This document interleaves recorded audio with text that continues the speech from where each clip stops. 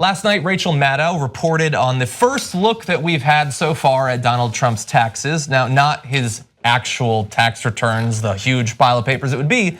We got 2 pages of the 2005 returns, which I'm gonna say conservatively is probably about 0.5% of his total pages of taxes of the last decade, but that's what we have, and so we're gonna break it down.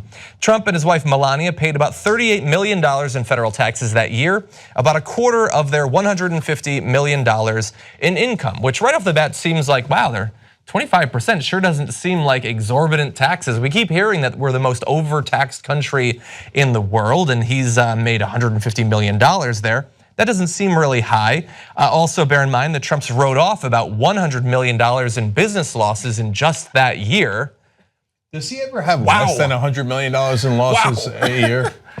Wow, I mean, and look, and we can add that, we don't know if that's the same thing that he used for 18 years to effectively pay no federal taxes, or if that was a new set of failures that he was profiting off of. We don't know for sure. He's literally in the business of bad failing businesses. Yeah.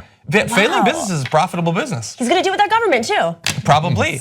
Now the most interesting part about these 2 pages that we have isn't anything illicit that's in the return, but it's when you look at what happened in his return and you match it up with his platform, what he wants to accomplish as a politician, then you get into dangerous territory.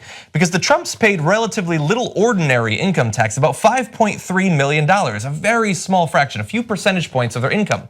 But they did pay $31 million in the alternative minimum tax, a huge portion of all the tax that they paid. Now, this is a tax that was set up in I think 69 to make sure that the richest Americans can't use the wealth of loopholes and write-offs and all of that to effectively pay no tax, a problem that was widespread at that point in history. So now as a result of the AMT, they had to pay $31 million.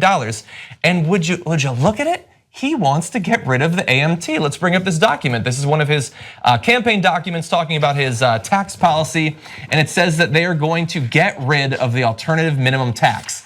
Now, if Donald Trump had his way, he would have paid just a couple of percentage points of tax. Now ask yourself, over the last few years, what percentage did you pay? Were you able to get away with paying 3% in federal taxes?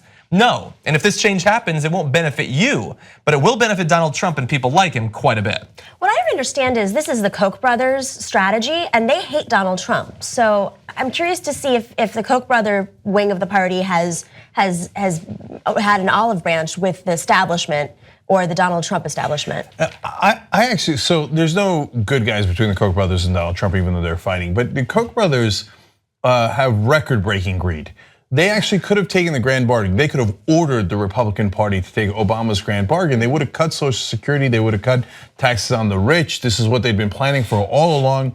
They just thought, no, we can get more. And they wouldn't let the Republicans do it, even though it was a great deal for them. I'm so glad that they had that greed in that case, because the grand bargain was a disaster. So now in this case, yeah, they're getting unbelievable tax breaks from all the things that Trump is doing.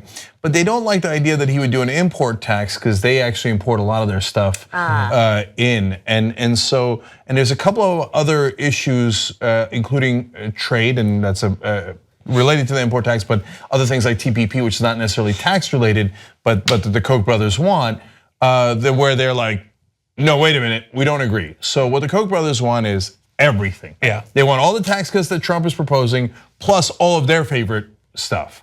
Which a lot of the other candidates probably would have given them. Yeah, that's right. And Trump might be cutting these taxes more to the bone than maybe Rubio would, but Rubio would have given every single line item that the Koch brothers wanted. Yeah, the so there's estate no tax winners should be here. gone Yeah, like the rest of the Republican Party, once Trump finally exits the White House, will say like, oh, Donald Trump, oh, he's not like us. No, he is exactly like you guys. You guys argue for the same exact tax deals. In fact, you'll vote for it, and you'll love voting for it. Watch, I'm telling you ahead of time. They'll all love voting for this stuff. Okay, now let's just take a quick moment here to note that Trump did this. He leaked it. Okay, now I don't know that for sure, but even David K. Johnston, the reporter who got it, said it might have been him. The reason I say that it is, in my estimation, likely to be him is because this is the most favorable thing you could have possibly found in Donald Trump's tax returns. conveniently, the 2 pages that are not itemized, that don't tell you any of the details, the 1 year where he seems to have made money and actually paid some taxes, is the 1 year that's linked with the 2 pages that are the most favorable to him. Yeah. And Donald Trump sending stuff like this to people in the past anonymously, again, I had to study all this during the campaign. He does it all the time. This is Trump 101. In fact, I believe the last time that they got the Trump tax returns during the campaign, remember that's when we found out he didn't pay tax for 18 years. That actually had a lot of stories that were favorable to him, and it eased the pressure from people asking for all of his taxes. And one report said that it appeared that it was mailed from Trump Tower. So this is Trump 101. Now, even so, if the guys who love Trump out there, they look at this and they go, oh yeah, he might have 100 million in business losses, but libs, see that, what a great businessman, he made $150 million. Okay, let's just break that down for one quick second. Remember, he claims to have $10 billion. Right. Okay, now if that was true, and it's been true for a while, and it is back in 2005, I'll grant you that, okay? So, but let's start with that premise. $150 million would be 1.5% return.